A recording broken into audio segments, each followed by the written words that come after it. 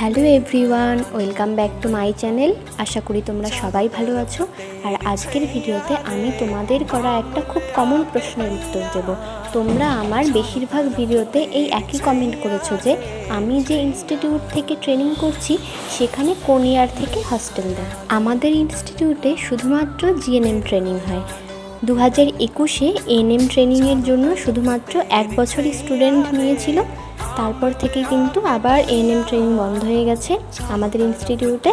এছাড়া এখানে বিএসসি নার্সিংয়ের ট্রেনিংও নেই। এছাড়া ইন সার্ভিস বিভিন্ন স্কিল ডেভেলপমেন্টের জন্য ট্রেনিং হয়ে থাকে এবং সেই সঙ্গে কিন্তু সিপিসিএইচ ট্রেনিং, যেটা মেইনলি সিএইচওদের জন্য হয়, সেই ট্রেনিংও কিন্তু আমাদের ইনস্টিটিউটে হয়।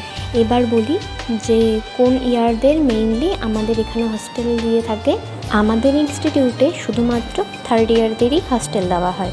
যেহেতু আমাদের হস্টেলটি অনেক ছোট, এখানে ওই 55 মতো স্টুডেন্ট থাকতে পারবে, তাই 3rd ইয়ারদেরই দেওয়া হয়।